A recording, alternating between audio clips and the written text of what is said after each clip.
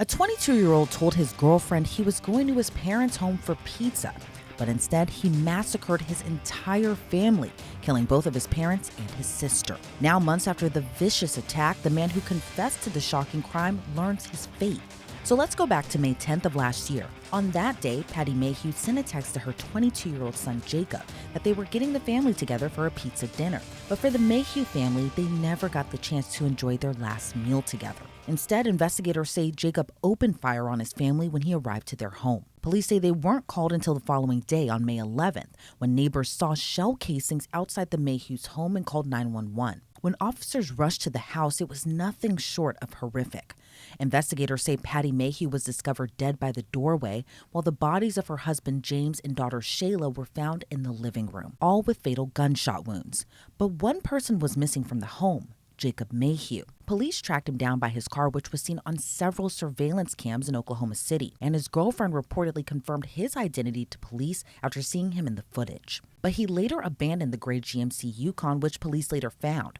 Inside the car was a cell phone, the car keys, 2 AR-15 magazines loaded with ammo, and writing on them in a white paint pen, a wallet, as well as more than $700 in cash. He was arrested 4 days after the horrific murders. Jacob Mayhugh was charged with 3 counts of first-degree murder for the deaths of his parents and sister. But still, a lot remained unclear, like what was written on the ammo, but more importantly, why did he do this? According to court documents, Jacob had no prior criminal record, but prosecutors say he planned out the murders and planned to carry out other acts of violence. The probable cause affidavit says investigators learned that Jacob bought the AR-15 just weeks before the murders in late April. Investigators added he took down his Facebook page and turned off his phone on the night of the killings before driving to Oklahoma City. During a bond hearing, prosecutors argued he may commit other acts of violence, which they say he detailed in his police interview, and argued he would carry it through if he isn't held behind bars. An Oklahoma judge ultimately denied the 22-year-old bond based on the severity of the crimes and that he fled from the scene. Prosecutors said they planned to seek the death penalty in the case. But months after the shocking crime, another twist.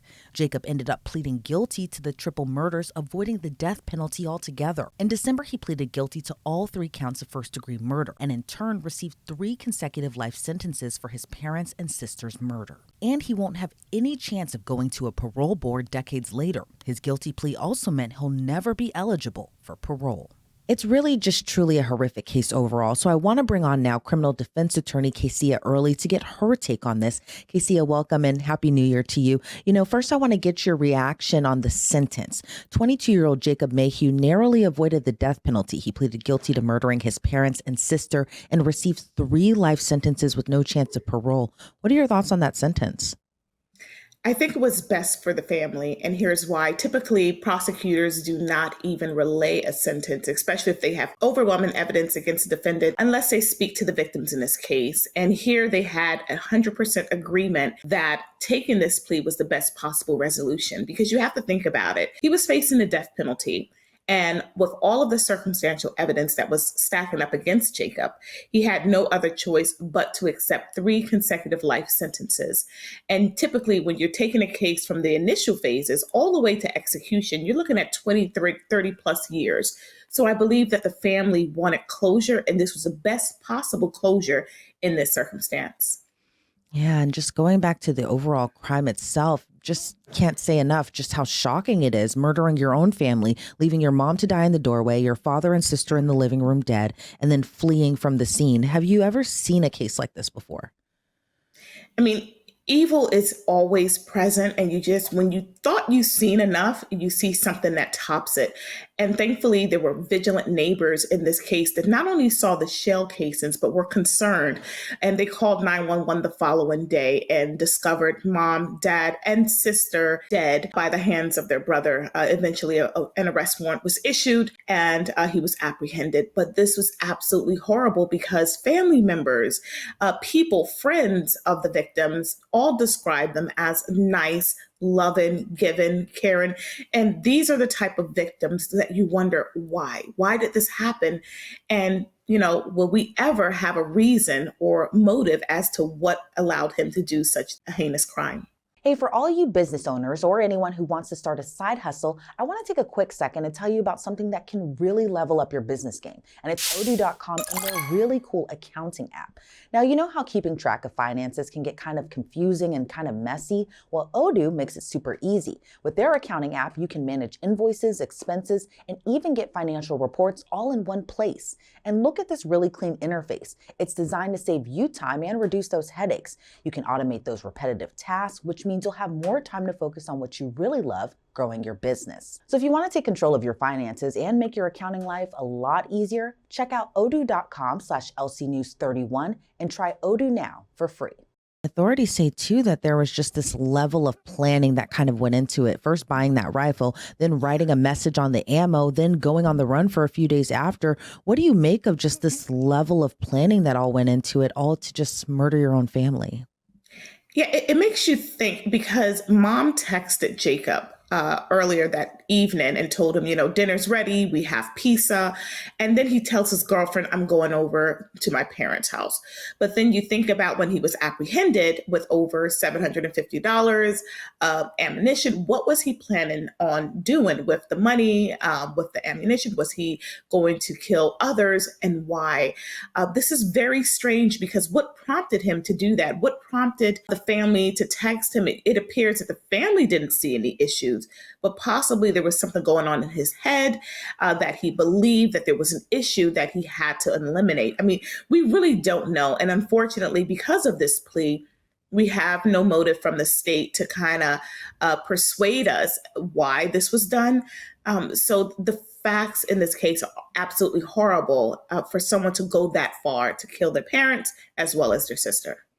And you mentioned a good point there. It wasn't clear what the motive was from what we know right now, especially that prosecutors have said that he might have committed other violent crimes as well, too. But is there anything that stands out to you of what you possibly believe could have been the motive behind killing his parents and even his sister? When I think about these cases, whether it's a homicide or serial murder, and we really don't have a clear motive, it just goes back to the common denominator, which is evil is always going to be evil. And sometimes there needs to be no explanation for evil. It's just there. So we don't know if he was battling demonic spirits, evil thoughts, animosity towards his family, self-hatred against his family. We don't know what it could be, but you got to think about this family unit. I mean, what would drive someone to kill their parents or their siblings? So you really don't have an explanation for that. It wasn't as if there was a big argument. The pizza wasn't eaten, so it appeared that this was ambush style as soon as he arrived there. Just like you said, this appears to be a planned attack, but we really don't know why. And also, what should be noted in the plea agreement, he cannot have any media contact, can't profit off of writing a book, he cannot appeal his case. So he is in there for life, and he basically is going to take that motive with him, unless, of course, he talks to any of the inmates. But even still, it's really unimaginable that this incident can happen to such a great family, as the community described. Yeah, a lot still left unknown. But say this case did go to trial, as prosecutors were seeking the death penalty. What do you think, had this case gone to trial, would have been the biggest hurdle in trying a case like this? Well, we know from reports that there was circumstantial evidence, but there's not any direct evidence. And when I say direct evidence, you're thinking eyewitness testimony. Initially, there was no confession. So all you had were the pieces of the puzzle. His defense could have simply been, that wasn't me.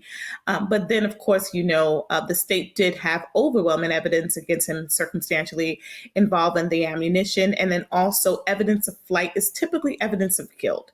So he was apprehended by the U.S. Marshals. He had money. He had this ammunition. And of course, the ammunition is similar to the ammunition or the shell casings that were found at the crime scene. So his possible defense could have been, it wasn't me, it was someone else. Because again, we don't have a motive. We don't have this long manifesto or confession initially, but we do have it afterwards. He did take responsibility. He said that he intentionally killed, and he named them by names, his mother, father, and sister. And that was part of the plea agreement. He had to say and write down that he intentionally committed this act. So he would have had a defense, but not a strong one. Yeah, and I was going to ask, what would it have been like to defend a client like this, because I can't imagine a jury would sympathize with him very much. Not at all. So typically, I've tried over 100 trials to verdict. And typically, when we have cases where the facts are just absolutely horrible, we have a conversation with our client. And sometimes you just have to try the case. And the reason you have to try the case is because there's no deal on the table.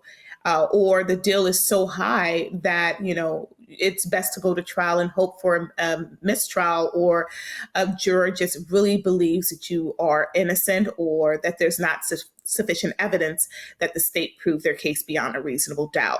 But there have been cases where I had conversations with my client and I told him, look, you're facing a long time in jail, but we're going to have to try this case. So oftentimes we know that the evidence is bad, but we still have to zealously advocate for our clients because they are truly innocent until proven guilty. The entire burden is on the state to prove beyond a reasonable doubt, and we hold them to that burden.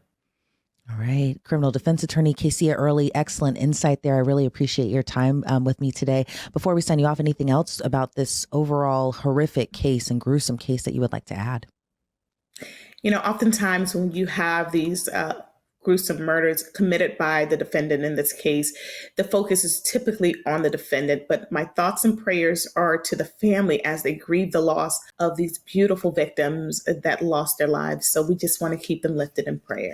Right. Again, Casey Early, thank you so much for your time today. I really appreciate it. And again, Happy New Year to you. Happy New Year, and thanks for having me. Jacob Mayhugh was sentenced to 3 consecutive life sentences with no chance of parole. And since he pleaded guilty, he also waived his right to appeal. Reporting for Law and Crime, I'm Elizabeth Millner.